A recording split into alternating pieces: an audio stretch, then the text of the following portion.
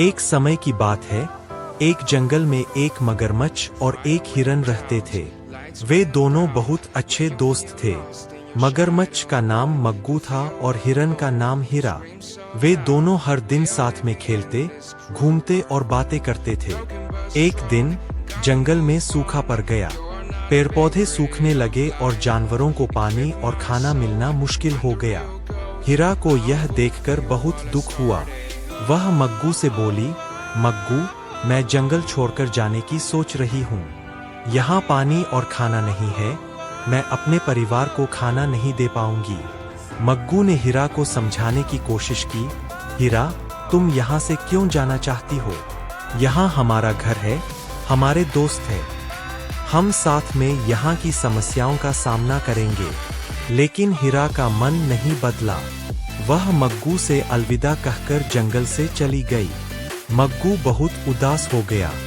वह हीरा को याद करता और उसकी वापसी की प्रतीक्षा करता। दिन बीतते गए, मग्गू ने हीरा की वापसी की उम्मीद छोड़ दी। लेकिन वह हमेशा हीरा को याद करता और उनकी दोस्ती को कभी नहीं भूलता।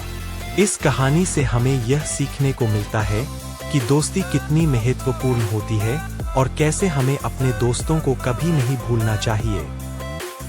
एक पेंगुइन नाम पीटर रहता था एक ठंडी जगह पर। वह हमेशा अपने परिवार और दोस्तों के साथ रहता था, लेकिन उसे हमेशा लगता था कि बाहर की दुनिया क्या होगी। पीटर ने अपने माता पिता से कहा, मैं बाहर की दुनिया देखना चाहता हूँ। मैं जानना चाहता हूँ कि वहाँ क्या होता है। लेकिन पीटर के माता पिता ने कहा, नहीं पीटर, तुम ठंडी जगह पर रहते हो, यहाँ तुम सुरक्षित हो। बाहर की दुनिया खतरनाक हो सकती है। पीटर ने अपने दोस्तों से भी कहा, लेकिन उन्होंने भी उसे मना किया। पीटर बहुत उदास हो गया और सोचने लगा कि क्या वह कभी बाहर की दुनिया देख पाए। एक दिन एक बुजुर्ग पेंगुइन ने पीटर से कहा, पीटर, मैं तुम्हारी बात सुनता हूँ। मैं तुम्हें बाहर की दुनिया दिखाने के लिए तैयार हूँ, लेकिन तुम्हें मेरी बात माननी होगी और सावधान रहना होगा। पीटर बहुत खुश हो गया और बुजुर्ग पेंगुइन के साथ बाहर की दुनिया देखने के लिए तैयार हो गया। उन्होंने कई नई चीजें देखीं, जैसे कि हरे पहाड़, नीले समुद्र और रंगीन फूल। पीटर ने बहुत कुछ सीखा और अपने अनुभवों को अपने परिवार और दोस्तों के साथ बांटा। उसने सीखा कि बाहर की दुनिया खतरनाक नहीं है, बल्कि वह बहुत सुंदर और रोमांचक हो सकती है।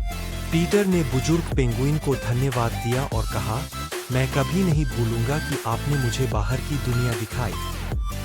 चांद की खामोश निगाहों के नीचे विलोब्रुक गांव सोता है। दूरी पर छिपे प्राचीन पेड़ से अनजान रात के आवरण में आर्लो, एक जिज्ञासु लड़का, फुसफुसाते पेड़ के पास पहुंचता है। उसकी टॉर्च की रोशनी अंधेरे को चीरती हुई अपने दोस्तों की चेतावनियों को अनदेखा करते हुए आर्लो और करीब आता है। जैसे ही वह पास आता है, हवा थम जाती है और एक भयानक सन्नाटा छा जाता है। आर्लो अचानक रुक जाता है। डर उसे जकड़ लेता है। वह टॉर्च को पेड़ की ओर निर्देशित करता है, जिससे अंधेरे के सिवा कुछ भी दिखाई नहीं देता। पेड़ की छाल खुल जाती है और एक सरसराहट की आवाज गूंजती है, चले जाओ। इसके जागने से पहले जैसे जैसे टॉर्च टिमटिमाती है, छायाएं भयावह रूप से घूमती है।